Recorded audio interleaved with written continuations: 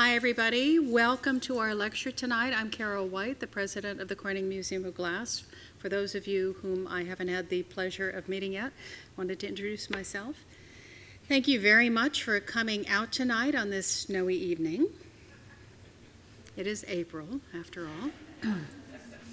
But it's not sticking, which gives me hope. Anyway, our speaker this evening is Mary Branson, an artist whose work involves creating conceptual, large-scale installations, many of them temporary, that are set in interiors or in landscapes using sculpture, light, and sound.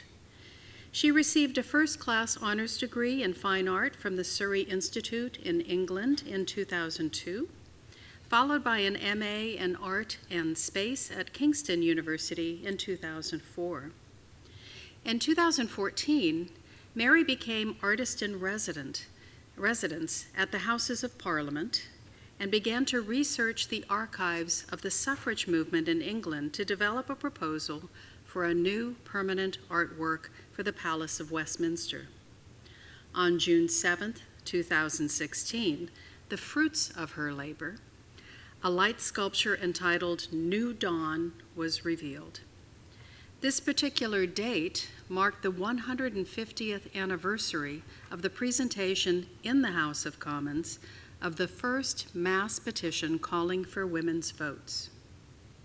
New Dawn has become a permanent addition to the parliamentary art collection, as well as the first piece of abstract art commissioned for permanent display in the historic Palace of Westminster.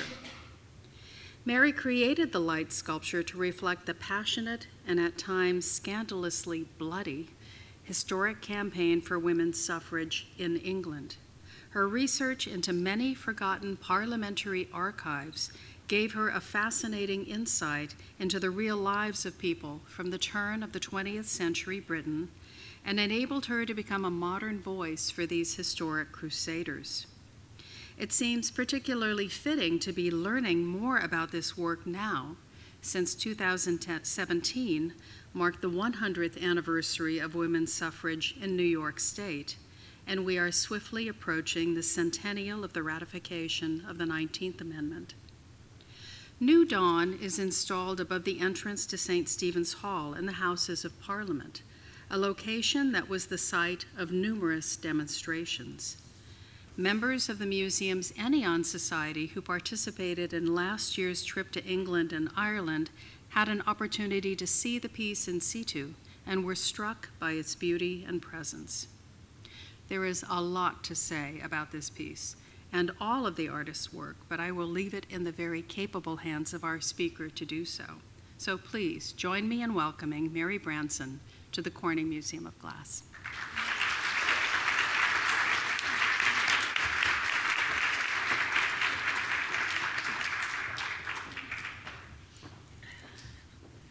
Well, thank you very much. That was a wonderful introduction, and it's so wonderful to see so many people turn out this evening to hear me talk.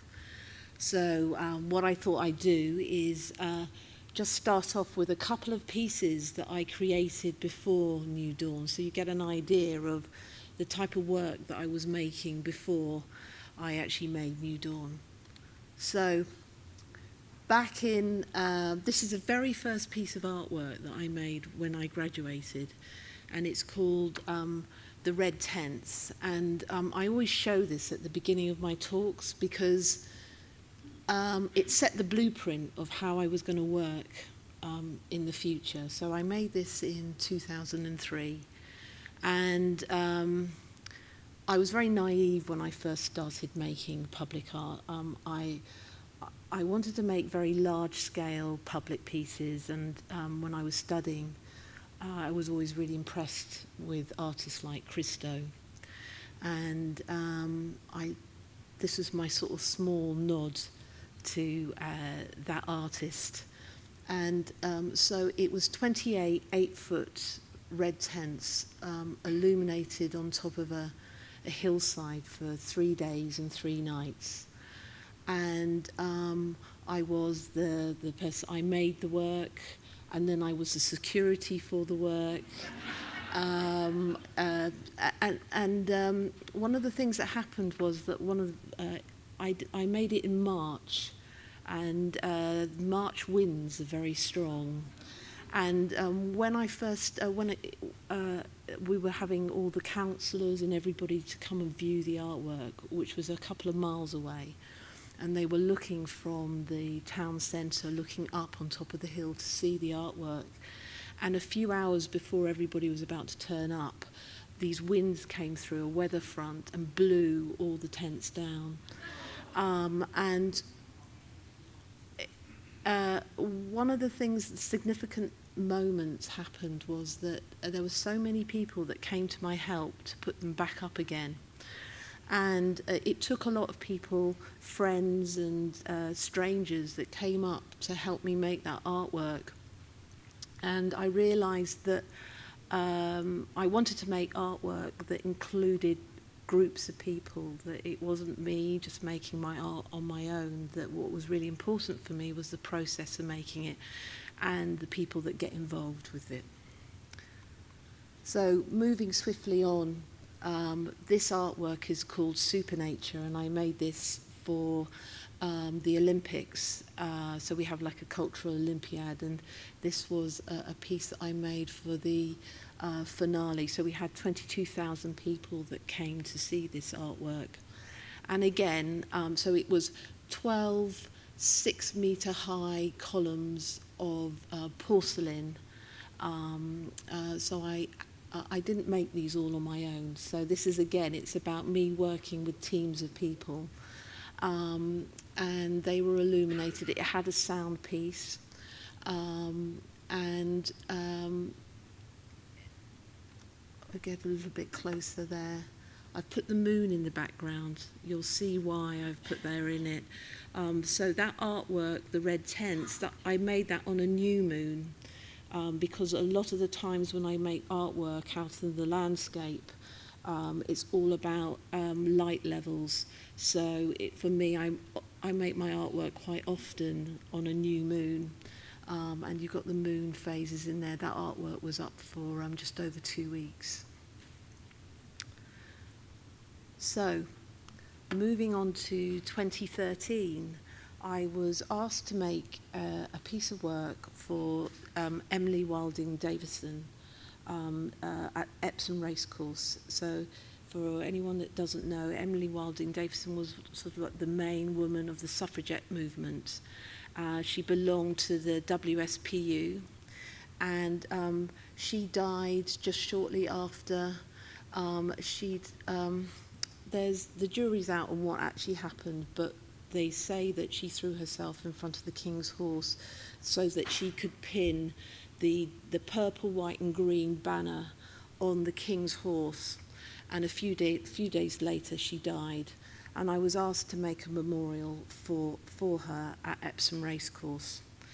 And so this is the computer-generated image of the piece that I decided to make. So it's a take on the Venus symbol with the circle and the cross, and it's a cast concrete ellipse that's broken at the sides, and then has a cross underneath on the roundabout. And so you get the purple, as you get the green and the white of the banner for the suffragette movement, the purple, white and green. And then at night time, you'd get the purple to illuminate the artwork. And the idea was also that the sun would set directly through the work on the day that she died. So it became a living piece of work. Unfortunately, what happened is, so these are CGIs. When we went to do some research into the site, there was a huge gas main that went underneath that roundabout. So I couldn't ever actually make this piece, which is really sad. And there's people still to this day that would really like the artwork to be made. But it was interesting. As a site-specific artist, I'm always willing to try and move a piece of artwork. Interestingly, I couldn't move this piece because of the way that it was orientated for the sunset. So it would be really tricky to actually move that piece. But and one of the reasons why I show it. So that's the banner colour, purple, white and green. And I think over here, one of the main banners is purple, white and gold. And those banner colours are really important. I think the Votes for Women campaign was one of the campaigns that really galvanised the spectacle and the colours and the branding of all the different organisations. So, to Parliament. One of the reasons why I think I got an interview because there were a lot of people that actually applied for this, was that the curator had seen the model that I'd made for the Emily Davison Memorial. And so there's these strange sort of twists and turns in life where, you know, one thing doesn't work out, but actually what it did was it enabled me to be put in front of the interview panel. So I was really excited about being interviewed. I was interviewed by 5 MPs, and it was quite daunting because I'd recognised some of them. And one of them was we've got this popular political TV programme called Have I Got News for You? And there's a Conservative MP called Jacob Rees-Mogg who was on the interview team. And I couldn't remember whether he was a nice guy or he wasn't so nice. So I was really nervous. I was trying to gauge it all.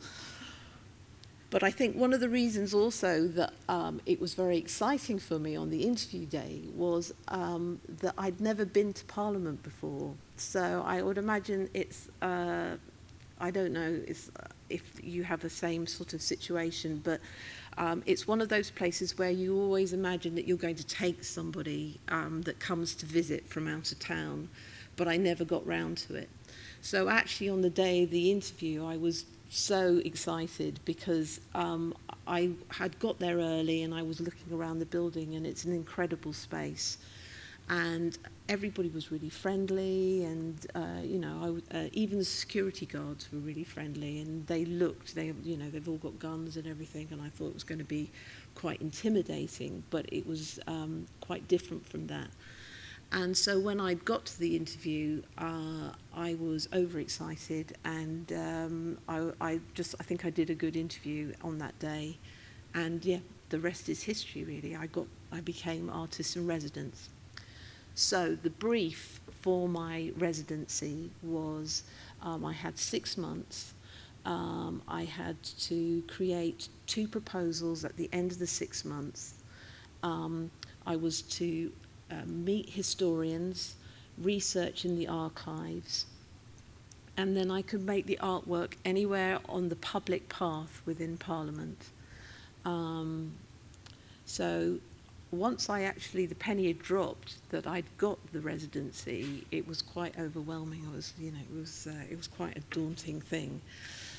But I was in very good hands because the curator and the head archivist really looked after me, and the first place that they took me to was the Act Room in Parliament, and it's an incredible space. So this was in St Stephen's Tower. So if you can imagine, there's Big Ben, and then there's Victoria Tower, and Victoria Tower is a purpose-built archive by Charles Barry, and in there you have about 64,000 acts, which are the laws that were passed over the last 500 years. They're on vellum, which is animal skin. And what I found fascinating was that you would have some huge acts, and some of them were so big that they would be the length of the parliamentary estate, which is like over a mile. And then you'd have personal acts that were really, really small, that might have been to do with a divorce. And also what I loved was the wash of colour as you looked in there. So all the colour coding were, they were the notifying when the Act was passed and which monarch was reigning at that time. So I was thinking, my goodness me, that's my first day in Parliament, and I think this is what I want to use in my artwork. And I thought, no, I've got 5 months, 3 weeks, and how many days left, and I've got to keep my mind open. That's what one of the acts looks like on its side, and then they're all bound with linen. So the next space that I went to was the reading room in the archives, and I asked to look at the Sergeant-at-Arms reports. So the Sergeant-at-Arms is the head of internal security within the building. And the reason why I wanted to look at those reports was because I wanted to build up a picture of the movement within the building at the time that all the protests were taking place. So how many people were turning up, where they were protesting within the building, all those sorts of questions, and they were all contained within these archives. And I was actually quite surprised about my response because first of all, because I'd been looking at Emily Wilding Davison and Emmeline Pankhurst and the suffragette movement. I thought that I'd be really interested in all that information and her arrest sheets and where she was in the building.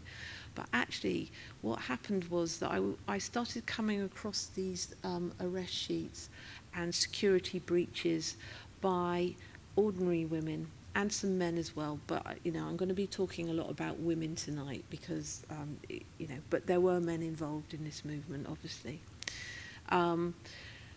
They were coming from all parts of the country, and they were all ages, and I hadn't really clocked that was what was happening, and I wanted to make an artwork. I think at this point I was really moved about how many people were coming in day after day, and I thought actually what I want to do is make an artwork that celebrates all the people that not the personalities, ordinary people like ourselves.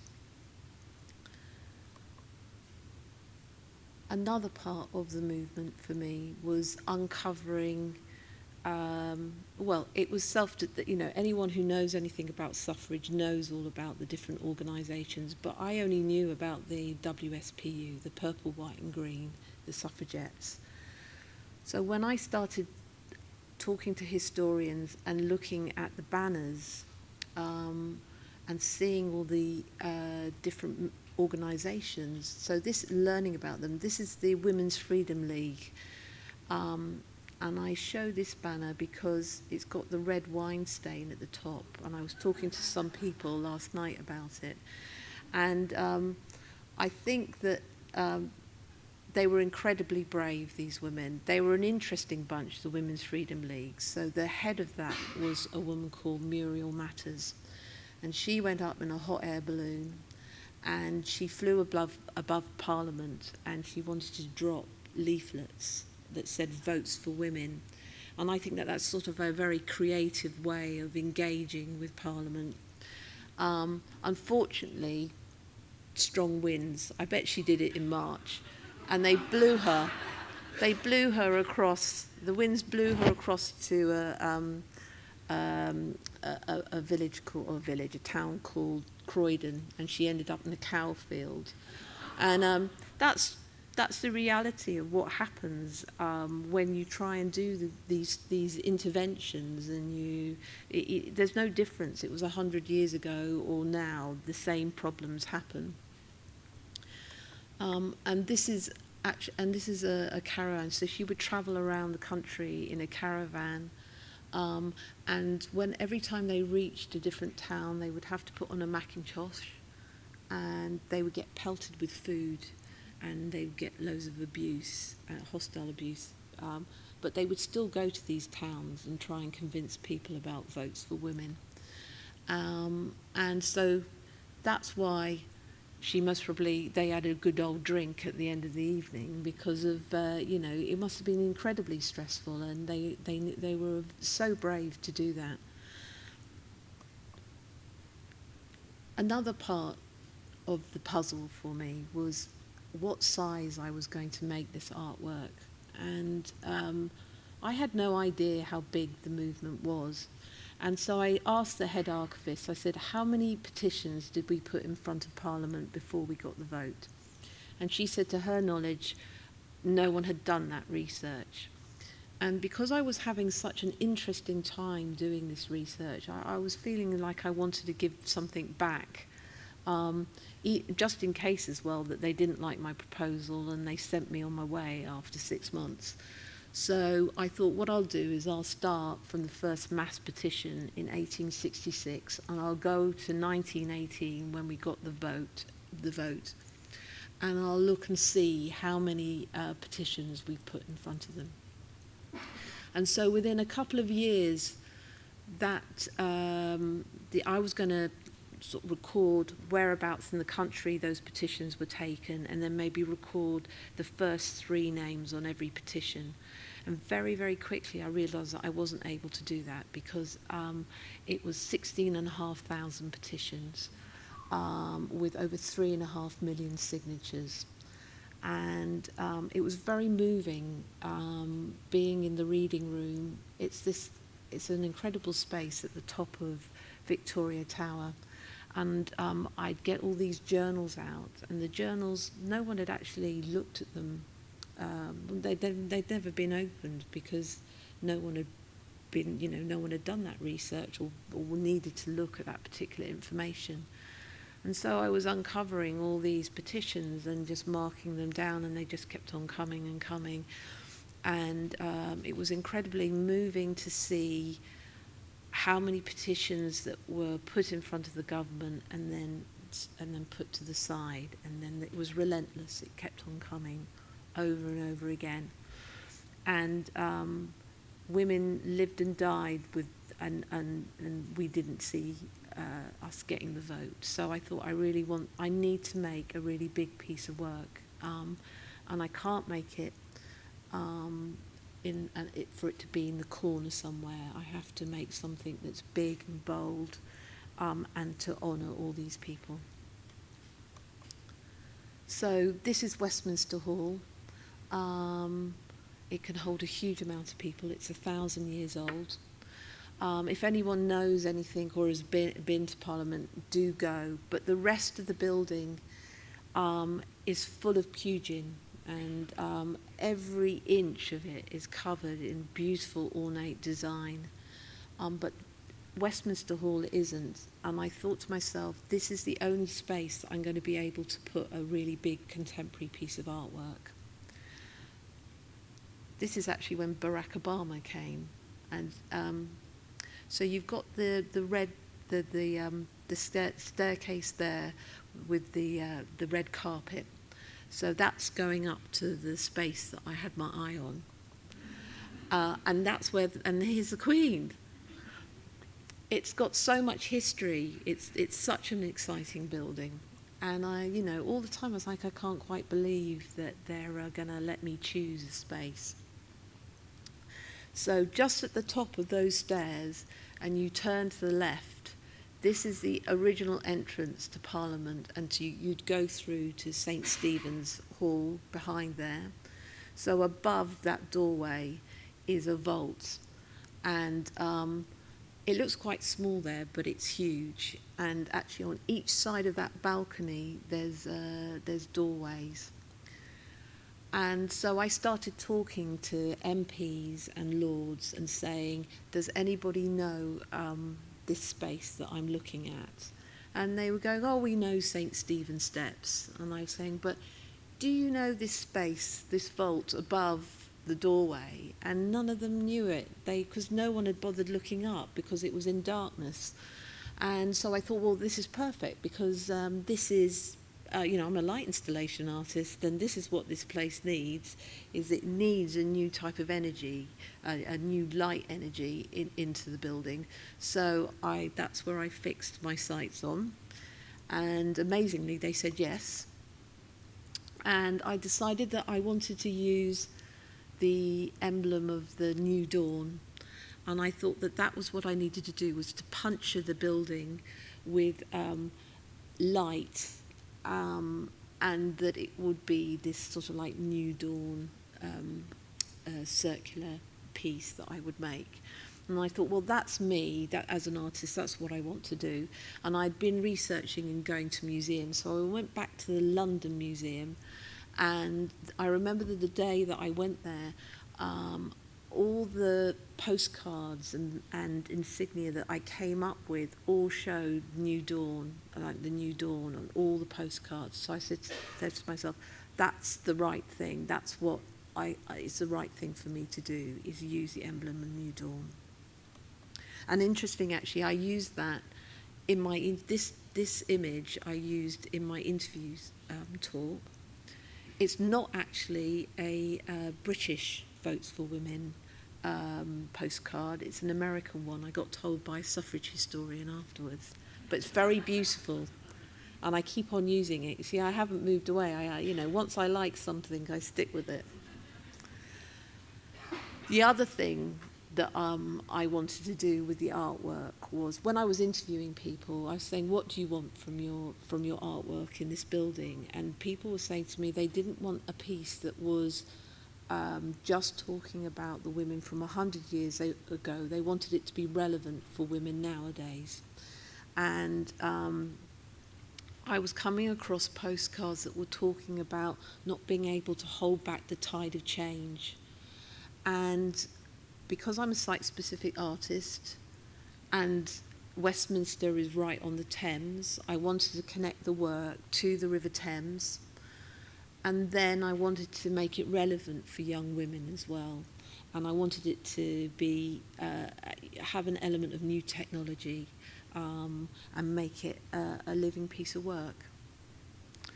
So that's my original idea, my very first sketch. And I remember going to the curator and going, I'm thinking about doing this. I was quite shy. I was like, can I do this? And she was going, oh, right, okay.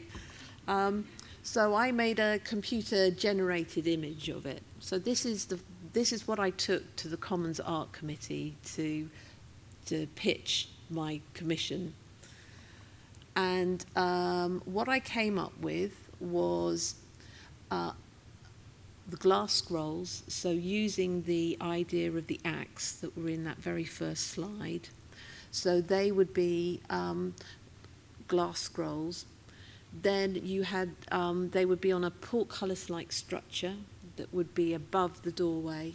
So the portcullis structure, so in Parliament, there's like a bridge, a drawbridge structure that Barry used. When Charles Barry won the commission to design Parliament in the 1830s, he wasn't allowed to put his name down. He had to put a symbol, and so the portcullis structure was his symbol. And then Pugin put it on everything in the building. It's all over everywhere. So I used that within the artwork.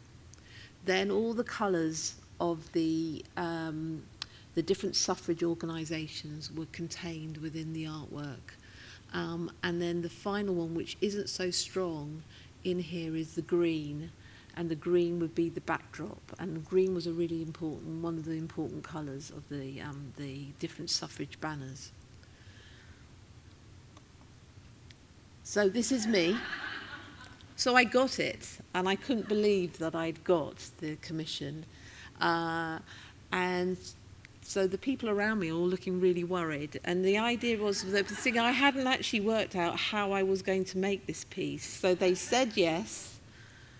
And then that's us standing on the steps of St. Stephen's. And this team, actually, that are with me, the initial team, are artists that I've worked with for over the years, and some of them didn't actually turn out to be on my final team, but I trusted their judgment to steer me in the right direction first of all.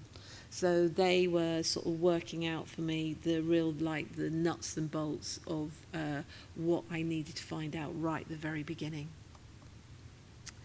Melanie, so you'll see a lot of pictures of us looking up because this artwork is 11 metres high. So Melanie is the Deputy Curator of Parliament, and she was my project manager within Parliament.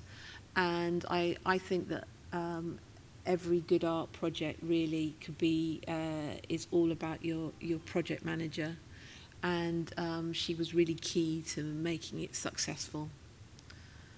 This is Kengo Kuramoto. So he was my project manager for the actual making the artwork. And yeah, again, he's looking quite nervous as well.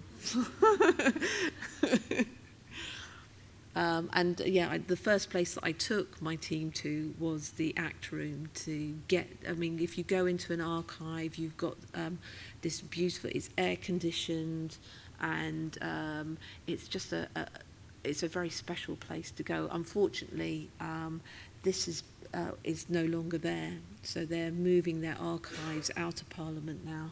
So it was definitely a moment in time. So the first thing that I needed to do was how was I going to translate the glass discs, the scrolls into glass discs.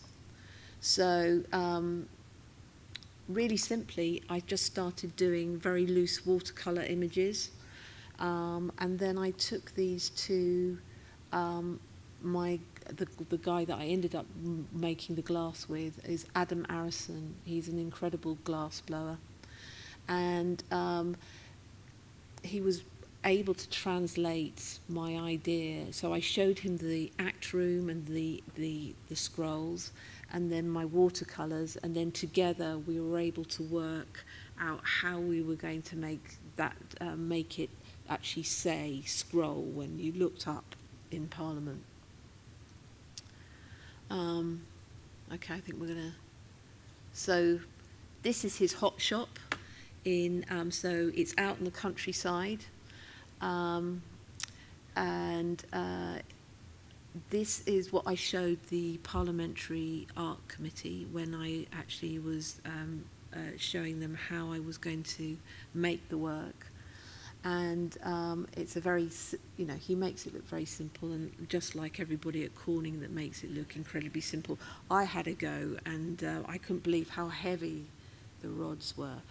So one of the things that we wanted to do was create a beautiful surface texture onto the glass. So we used silver leaf, and yeah, I mean, it's a very simple method of making these discs, but it was actually quite tricky. Once you put the silver leaf, the discs start to become quite wobbly.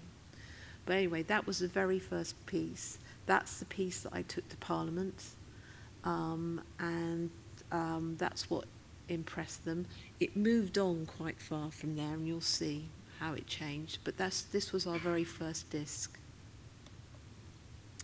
And Adam and I have become very close friends now through the collaboration. It ended up being about 2.5 years that we worked together over this project. And this is his team.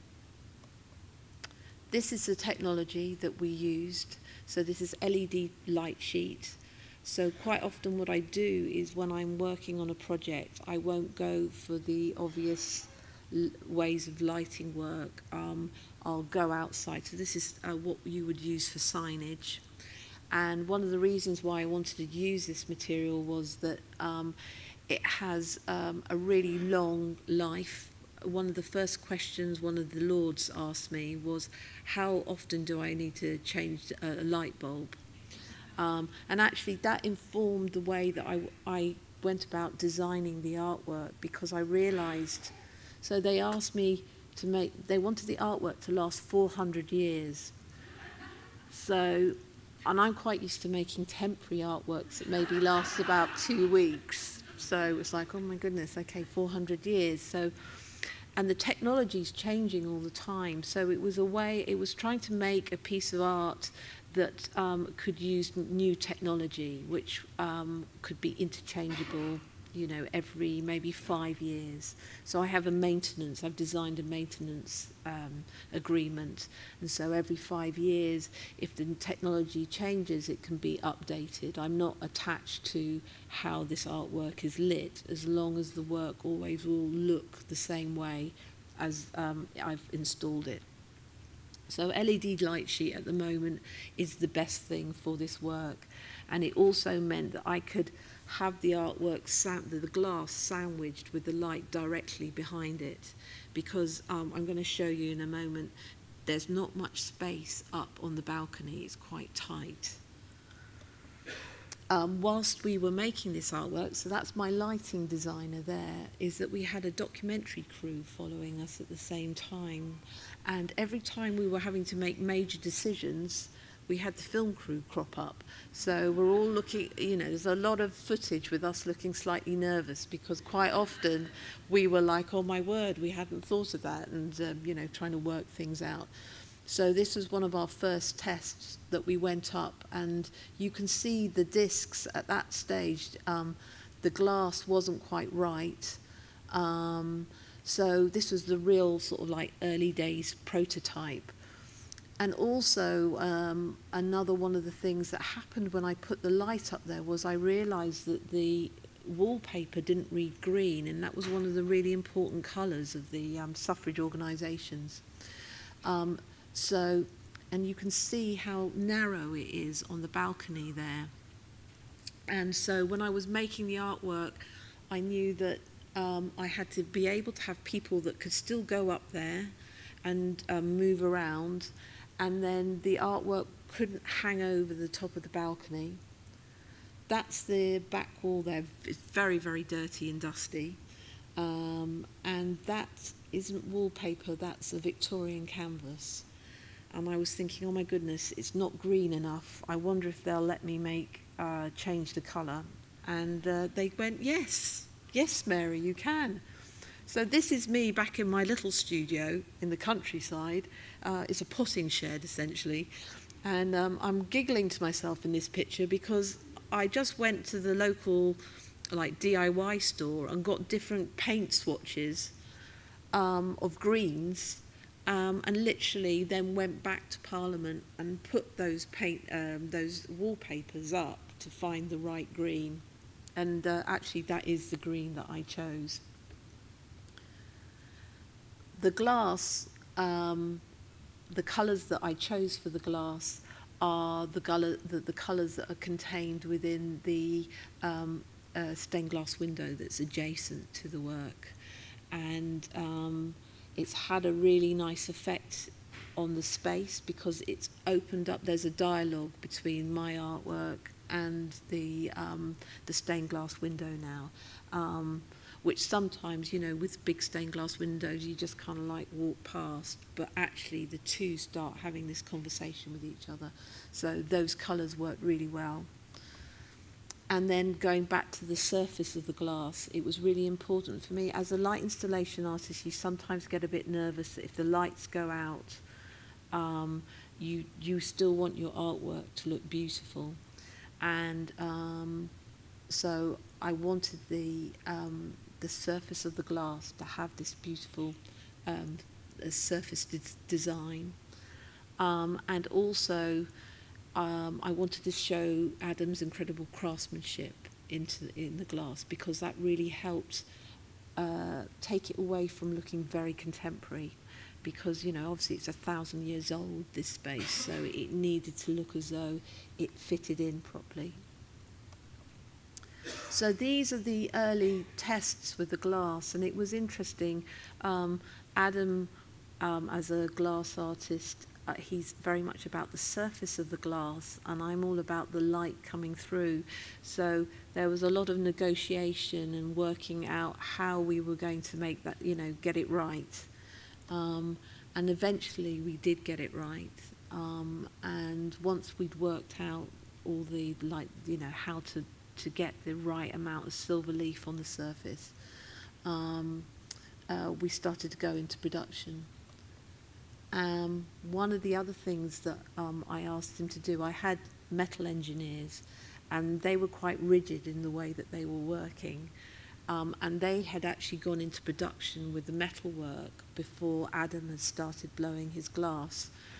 And so, bless him, he had to blow all the discs with a 1 to 2 millimetre tolerance, which is really tricky. So there's 168 discs, but very tricky once you've got that silver leaf on the surface as well. I mean, because, you know, they start moving out and getting wobbly. So there were quite a lot of rejects as well, which he took quite well. And this is us in the his hot shop going through them. Hopefully we're not having an awkward conversation at this point. And he had a mezzanine level. So this is one of the first points where I was able to get some distance and look at how my discs were going to look from far away, because obviously this piece is going to go up 11 meters high, and it was just like, it was very difficult for me to get some kind of perspective. So this was the first point. And then whilst we were doing that, Parliament decided that what would be a really good idea was to have MPs and Lords come down to Adam's glass blowing hot shop and have a go. He was,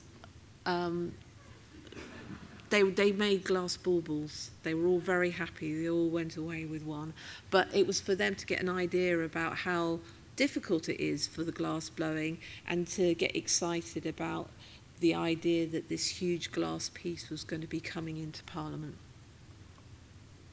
And whilst he was doing that, I was going out and giving a lot of talks about the artwork to interested parties. And I think at this point I might have been having a hot flush, because I was giving a talk to 150 suffrage historians that all knew every date and every story. And I suppose the way I work, I respond much more on an emotional level. So I was so nervous I was going to get all my dates and my everything wrong. But it went down well, and they liked the artwork.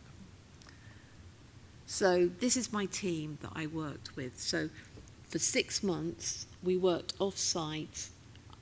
Parliament has it's like an aircraft hangar with airport-type security, where all the food and everything that has to go into Parliament has to go through lots of scanners and sniffer dogs. And so that's where we worked to build New Dawn, because it was a safe space. And I couldn't get the artwork up 11 meters high, so I only got it 2 meters off the floor.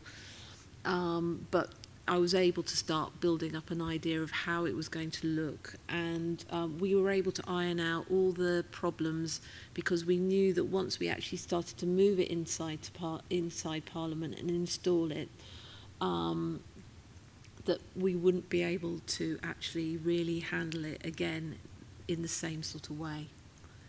So from left to right is Ian and Colin Musson, and they were my metalwork engineers. Ian had his 80th birthday when we installed the artwork, which was really special, and he said to me, "Oh, Mary, I can't go up. I'm no use to you up at the scaffold." But I said, "No, I really want you to go up and realise your artwork."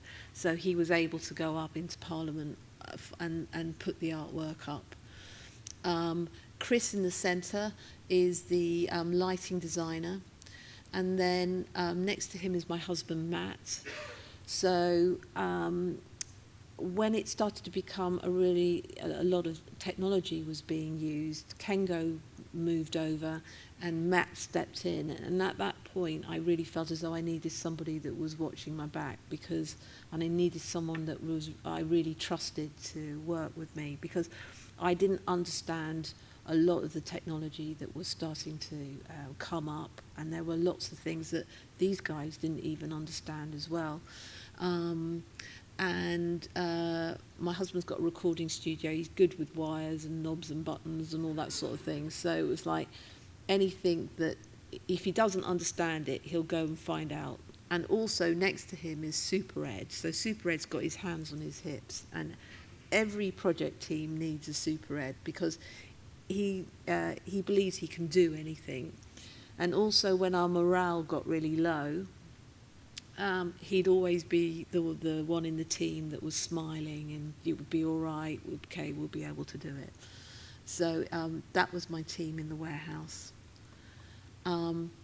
This is the working document that we used, which is very similar to that very first drawing.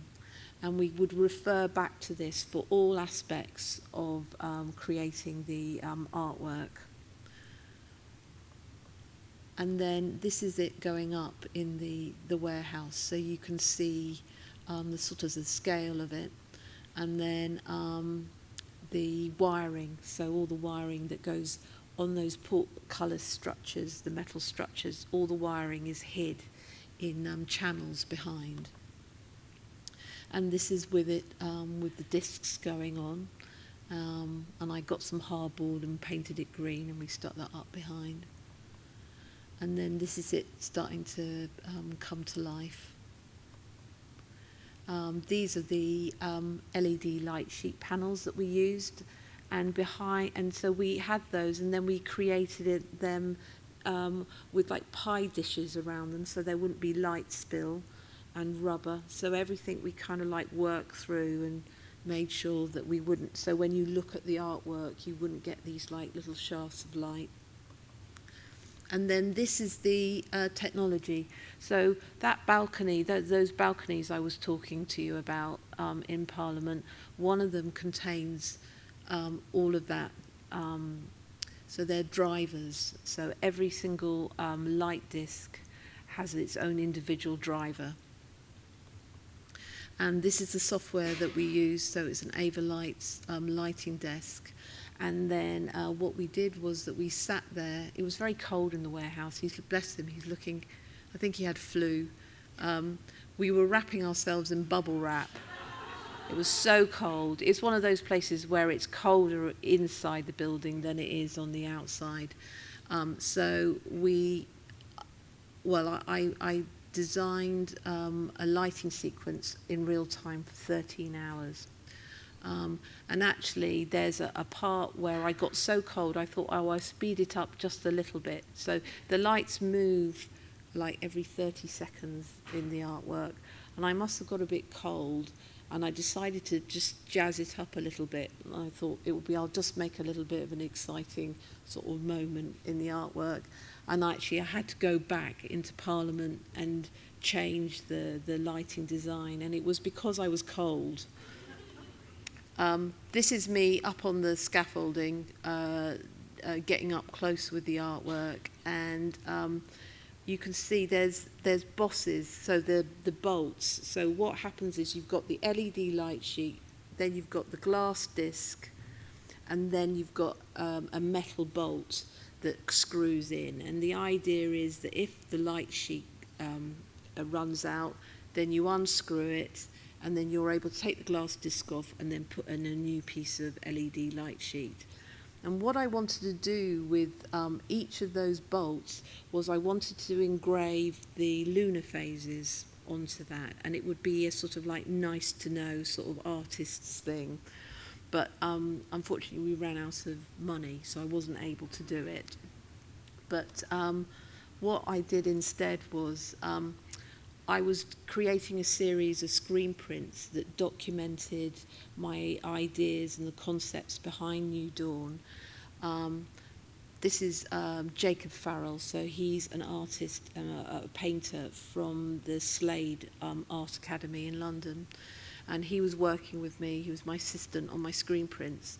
And whilst we were doing them, I said, are you frightened of heights? And he said, oh no, I'm not frightened of heights, because I am actually. So if I go back, you can see I've got white knuckles on that scaffold there. I'm actually quite frightened of heights. So I said, if you're not frightened of heights, well, let's go flip forward. If you're not frightened of heights, could you go up that scaffold there and paint my back wall green? So, and he said, yes, no problem. He was very sort of relaxed.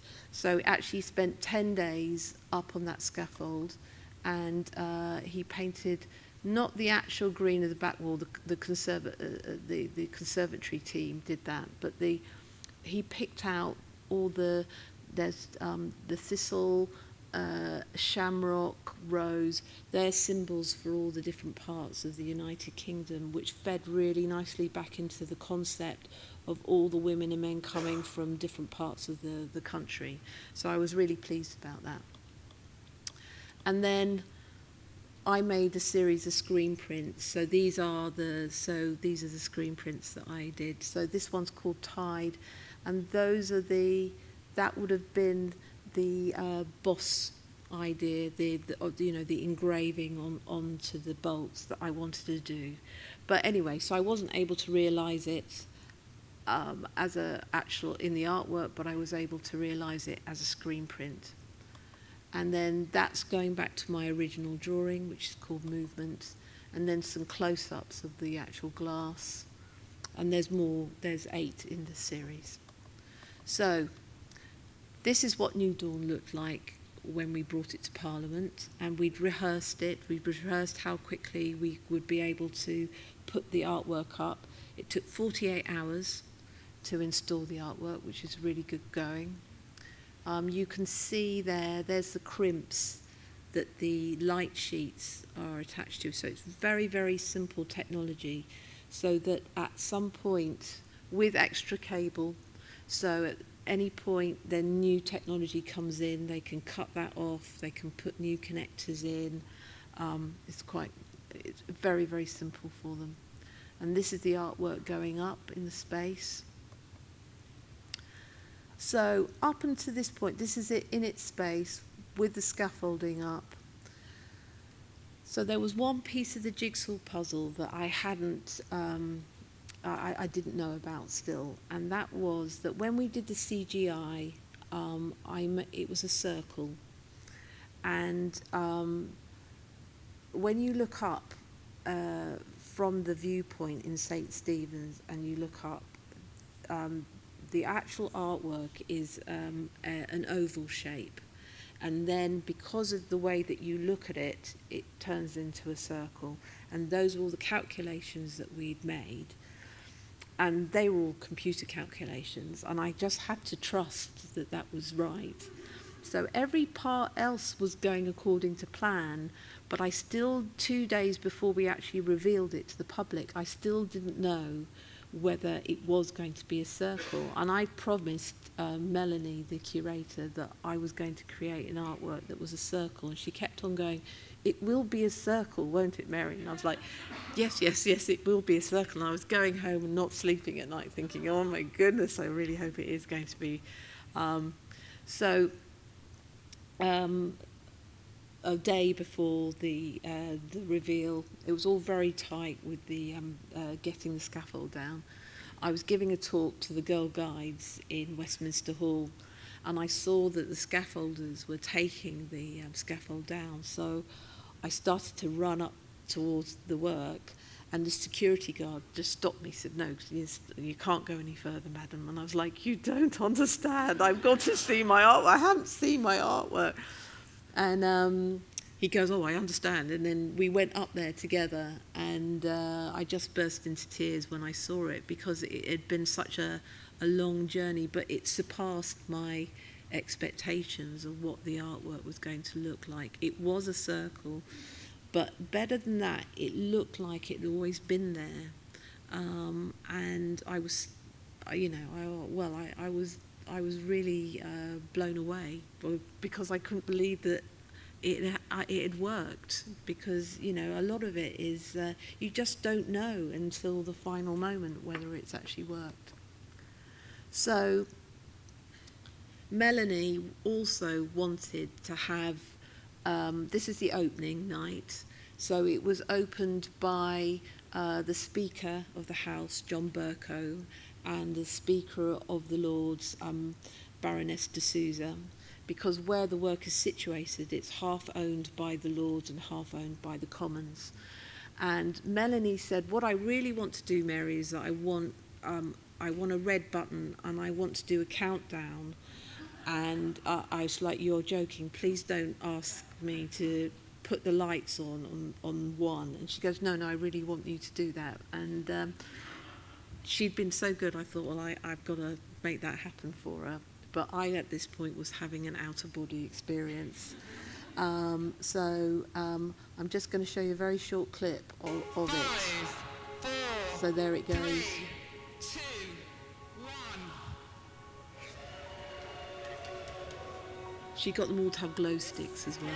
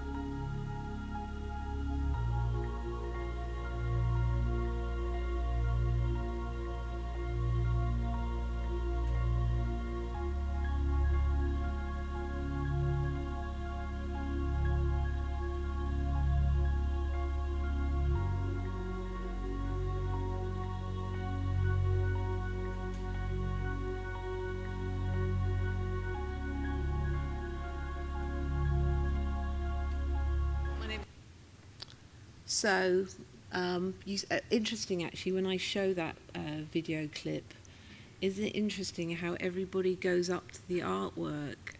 It's right in front of them, but they're all using their iPhones to look at the work, which is like a new thing for artists, that they realise the work through their phones. So there you can see the relationship with the New Dawn and the stained glass windows. It changes all the time. So as we're sat here now, it will be moving just constantly, and it moves very slowly. And it has about every 20 minutes a different suffrage banner comes up as well within the artwork. And so there you go. There we are. And then at the end, the very end of that evening, just sort of like keeping it real, there was a protest of Sisters Uncut, so young women protesting about domestic cuts to domestic abuse services. And so, I was going out there afterwards. But, this is what the work's about, really, is talking to young women, the new generations that are going on after us. So there you go. That's the story there.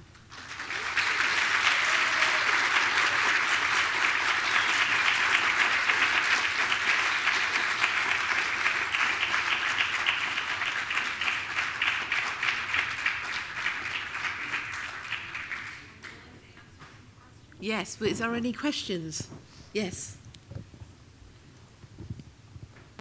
I have two quick questions. The first question is, why did you use 168 of the disc? And the second is, I would like to know where we could watch the documentary. Okay. So the 168 discs, that was the right amount of discs for the space. I tried to find a reason, something interesting, an interesting fact to go with the 168. There are none.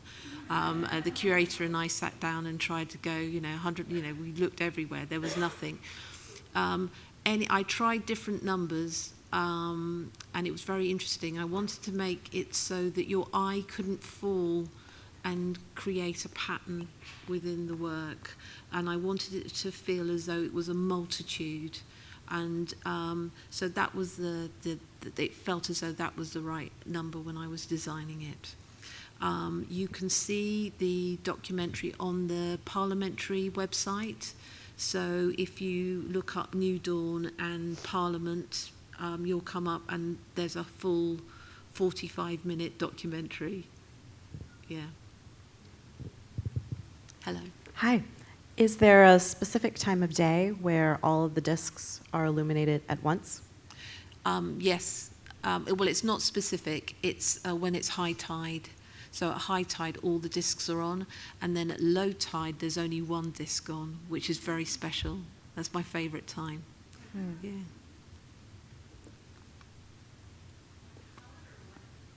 Sorry? One disc. One disc in the centre, the very centre one.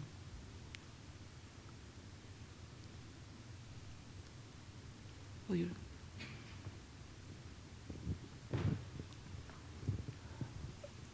Just last week, my husband and I were up at North Adams looking at the retrospective at Mass MoCA on James Turrell in terms of light art. Obviously, he's been doing it for decades, and you have a different perspective. But I wonder if he or others are an influence in terms of the conceptualization of your work.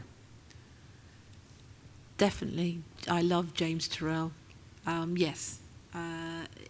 He definitely is. I did look at his work a lot. And actually, before I came to this idea, I was looking at a lot of James Turrell's work and wondering if there was a more ephemeral way of trying to talk about women's suffrage. But you know, I ended up with this. But no, he's a huge influence on me.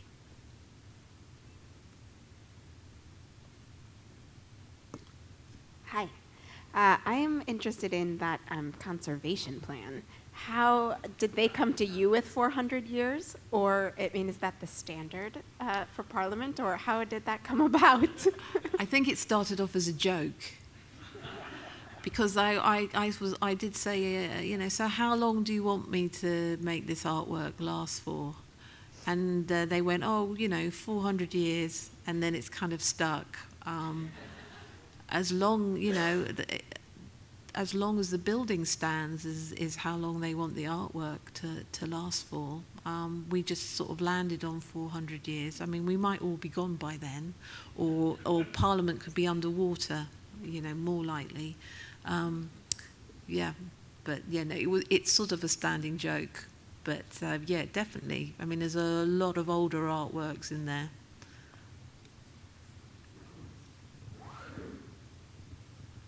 In looking at the arrest records, you looked at a bunch of them, I assume. Yes. I noticed the ages went from 24, 45, 64. Did you get a sense of what the sort of the average or median age of the people who got arrested was? It was all ages. It really was. It was most probably 30s, 40s. The WSPU, they were the most active in Parliament, and they were middle class women, and they had the time also, you know, to be able to do that protesting. So. Yeah, they were sort of more in their sort of early midlife. Hello. So this was a unique commission for a unique space. Is Parliament considering additional artist commissions for the Houses of Parliament, or is this like a once-in-a-century kind of experience for them? I think this is a once-in-a-century type thing. They do have artists in residence that do artworks for the election. So they have election artists, and then they commission artworks for paintings of MPs and the Lords, that sort of thing.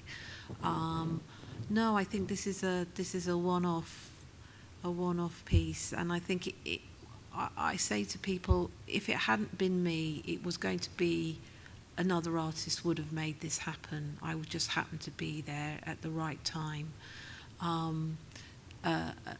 There needed to be an artwork that celebrated women's suffrage, and you know, I just made it happen. Yeah. Mary, what's next for you? What are you working on now? So right now, I've just finished an exhibition called A Conversation with My Mother, which is a light installation where I made a 17-foot rowing skiff that is copper gilded on the inside and then burnt on the outside. And it's got a sound piece with it. And it's looking at it's a personal piece that looked at frozen grief and people living with somebody that has Alzheimer's. So my mother's had Alzheimer's for 20 years. So that was the piece that I've just made. It's been in 2 shows, and now it's going to Salisbury Cathedral. And then what am I doing? I'm lighting up a field of hay bales. So I'm going back to my temporary artworks, so being much more playful again. Where I live in Surrey, we have this thing called the Surrey Hills, and they're called the areas of outstanding natural beauty, so it'd be like national parks. And I'm lighting up in September a huge field of hay bales, like giant cubes that will emerge at dusk, and then they'll be glowing in the landscape. And then, so that's happening. And also creating a piece in Vaughan Williams' home, Ralph Vaughan Williams, who also was related to the Wedgwood family and Charles Darwin, so it was a very connected family. So I'm making a site-specific piece for the National Trust. There you go. Yeah, a bit busy. But very happy to be out here. Thank you.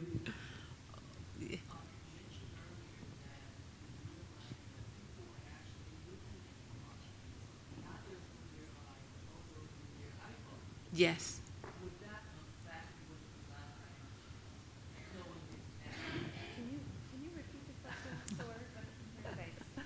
Okay. You mentioned earlier that you realize that people are looking at your artwork not just through their naked eyes, but also through their iPhone. Would that affect your design by any chance? No. No, I think it's very important that people look at it in the space, because it's about the whole space. But I'm very aware of the power of everybody taking pictures on their phones. So it's interesting. It photographs beautifully, so it works in my favor. But I think you have to have an awareness about how it's going to look through the lens. But no, I'm really interested in making work that actually has a visceral experience when you're there. And if anyone actually get to go to Parliament someday, it's interesting. It doesn't look very big, but it's a huge piece, and it's really arresting when you go up the steps and you look at the piece. And even now, I'm so familiar with it, and I'll go up there, and I'm always like, oh my goodness, I made that, and it's huge. So if you get a chance, do go and see it, because it's quite different from seeing it on the flat screen. Yeah. That seems like a perfect ending. So Yeah. thank you again, Mary, for Yeah. coming.